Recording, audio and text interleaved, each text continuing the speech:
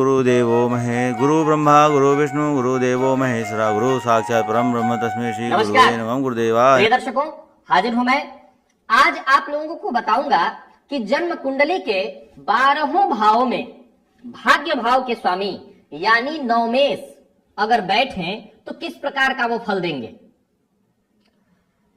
हम सबके जीवन में भाग्य की बहुत आवश्यकता है, क्योंकि पराक्रम करने के बाद, कर्म करने के बाद कहीं ना कहीं कुछ अधूरापन रह जाता है और उस अधूरेपन को पूरा हमारा भाग्य करता है।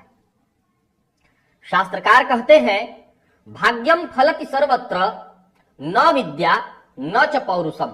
भाग्य ही हर जगह फलित होता है, न कि विद्या न पौरुष।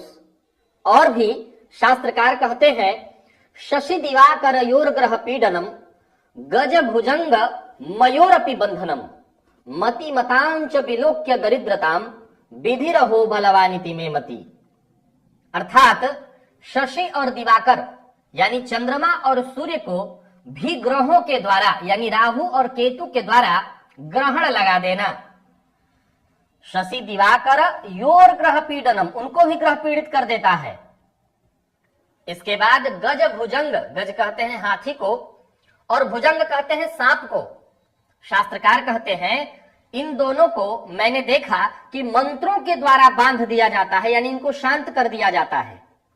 और इसके बाद क्या सुंदर उदाहरण दिया कि मति मतांच विलोक्य दरिद्रताम। बड़े बड़े विद्वानों को देखा कि वो आजीवन गरीब ही रह जाते हैं। ये बड़ा जबरदस्त खेल है कि जिन्होंने सरस्वती को स्वीकार किया, लक्ष्मी उनसे दूरी बना लेती हैं। तो मति मतांच विलोक्य दरिद्रताम विधि रहो बलवान इति में मति। अहो विधना, अहो भाग्य, तुम्हारा क्या खेल, तुम सबसे बड़े हो। अब आ जाते हैं कि जब बात उठती है भाग्य की और कर्म की, तो सदैव इस बात पर हम आकर के रुक जाते हैं कि कर्म बड़ा। भगवान कृष्ण ने क्या कहा गीता में, कर्मण्ये वा अधिकारहते। अर्थात कर्मण्ये वा, कर्म पर और भाग्य पर, इन दोनों में से आपका अधिकार किस पर है।